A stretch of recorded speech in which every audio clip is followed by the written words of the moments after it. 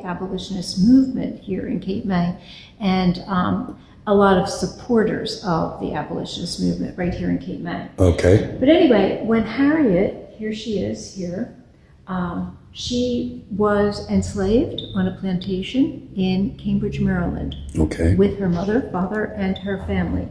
She had 9 siblings. She escaped from that plantation in 1849. She was 27 years of age.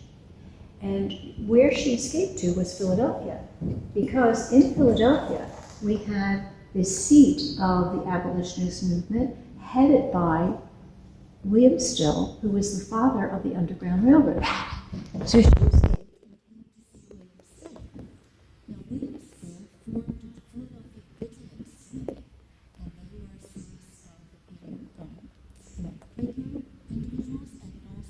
Free black men, mostly men, were in this vigilance committee.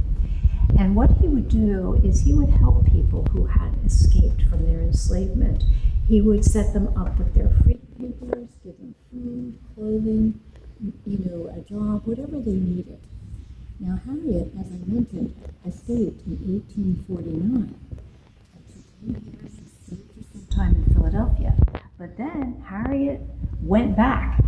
Harriet went back to Cambridge, Maryland, and she wanted to take out the rest of her family and friends. The person she particularly wanted to come with her was her husband, John Tubman, who would not leave with her. He would not leave with her the first time she left, and when she went back, he had remarried. And Harriet was very upset about that. Now, Harriet's name was not always Harriet Tubman. Her given name was Araminta Ross. And when she went to see William Still, she said, on my freedom papers, I want a new name. Harriet, after my mother, and Tubman, after my husband. Although they didn't remain married, because when she went back, he never thought she would come back. He would. And so he got remarried. And that was the end of that marriage. So Harriet went back to Cambridge, Maryland, 13 times, and she freed 70 people of her friends and family. Now, as I mentioned, she left in 1849, but something very important happened in 1850. The Fugitive Slave Act was passed, and that meant that even if you escaped from a southern slave state and you went to the north, you could still be captured and brought back. The North did not guarantee your freedom. It was then necessary to go to Canada, which abolished slavery, or, as I have recently found out, you could also go to Mexico. Mexico abolished slavery in 1828, and then also in 1829 it was established. And many people, I've read several sources, between 5,000 and 10,000 people from the southern states really escaped into Mexico for their freedom.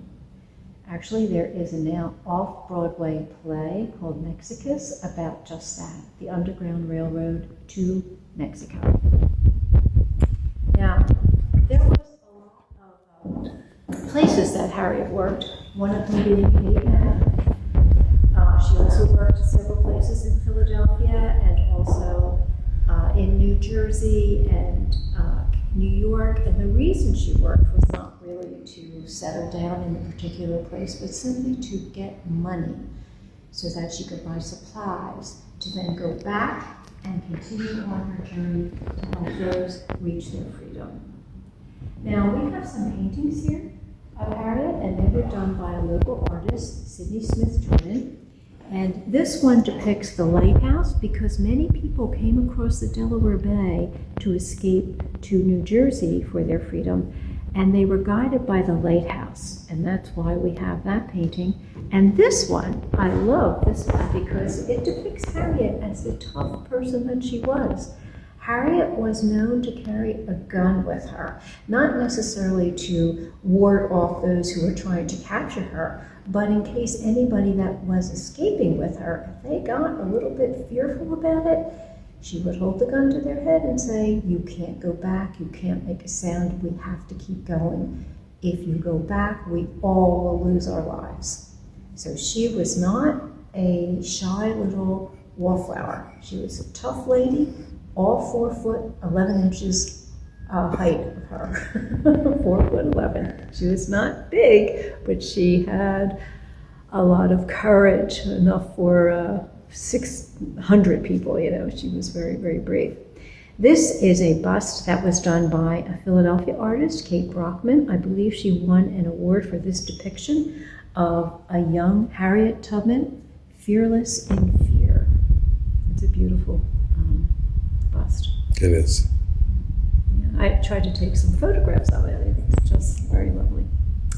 Now, in this section, we have information about Harriet's time right here in Cape May. Again, Harriet was not here to vacation or to settle. She was here just simply to earn money so that she could go back to, mostly to Maryland again, to get the people out of their enslavement. And there's documentation from various sources that we have on this wall that say, she was here in 1852.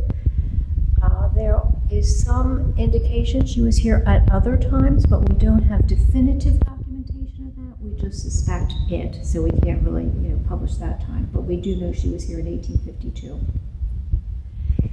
Now, there were other people here in Cape May who were abolitionists and strong members on the Underground Railroad, one of them being Stephen Smith. Now, Stephen Smith, he was in the Philadelphia area. He was born in Columbia, Pennsylvania, and he was the head of the AME Church in Philadelphia. He was an enslaved man who bought himself out of his enslavement and became the wealthiest African American at that time. After he bought himself out of his enslavement, he started a coal and lumber business with Mr. Whipper, William Whipper, and he bought a summer home here in Cape May, which is still standing right across the street from this museum. Now, the Underground Railroad, as you know, is just a metaphor for how people escaped and the safety they received along the highway. Mm-hmm. However, Mr. Smith and Mr. Whipper did own a railroad car, and in it they had a secret compartment where they did hide people and they took them to their freedom. So in a sense, this is a real Underground Railroad. Wow. Yeah, excuse me. Around here, we have information about other people who were abolitionists here in Cape May. William Furness, who was the father of Frank Furness. He was a famous architect. And those in the Philadelphia area, we know of Frank Furness because he was instrumental in designing the University of Pennsylvania, some of the buildings there, the Academy of Fine Art, and also here in Cape May, he did the Cape May Physic Estate. His father was a Unitarian minister in Philadelphia, but he would come to Cape May to speak out against slavery. Joseph Leach, he started our newspaper here in Cape May, the Cape May Star and Wave, which back then was called the Cape May Ocean Wave. And he would have articles in his paper that denounced slavery as a moral and political evil, a sin against God, and a disgrace to the nation. Now, Harriet worked on the Underground Railroad for 8 years, but she didn't stop after that. What she did was, she joined the forces of the Civil War. And she worked in the capacity of a spy, of a cook, of a nurse, and a scout. She did many things in the war, including being the first woman to lead a military operation into some of the plantations in the South. This was not hand-to-hand combat or any kind of physical fighting, but it was really a takeover of some of the plantations that were then being used to store supplies and ammunition of the Southern troops, and they took that over. In the process, they also freed 700 slaves. Harriet did not stop there. After the war was over, she had settled in New York. Harriet did get to know the area of New York quite well because she, at some point, had to take people all the way to Canada for their freedom after the Fugitive Slave Act was passed. And Harriet joined the women's movement. She went to many women's conventions, and she wanted the right to vote for women. That did not happen before she died. She died in 1913, and of course we got the right to vote in 1920. She was 91 years of age when she died. She lived a long life, even though she sustained so many hardships, and even one in particular, when she was enslaved, she had a tremendous blow to the head when she was at a market with another enslaved person and an overseer. The other enslaved person was intending to escape. The overseer had a big metal object and threw it at Harriet, and it hit her in the head. She was in a coma for about 2 weeks. And then after that, she suffered from, periods of petit mal seizure, narcolepsy. She would, maybe lose consciousness briefly or fall asleep. And that happened periodically throughout her life. Now, Harriet did not stop after the Civil War and after the women's movement either. She had another cause, and that is for the elderly. She helped the elderly by building up in Auburn, New York, the home for aged and indigent Negroes, which was dedicated to African Americans' shelter and care. And she did that in her older age. Harriet did remarry when she settled in Auburn. She remarried a man 20 years younger than her, and they adopted a child. Harriet is not known to have had any biological children. Now, he did precede her in death. She outlived him, even though she was 20 years older than him. Just an aside, her husband, John Tubman, the one who would not leave with her, the one who married another woman when she left, well, he was in a bit of an altercation about 6 or 7 years after she and he separated, and he was shot. Oh. So he should have left with her. He would have maybe survived a little longer. So that is the story of Harriet.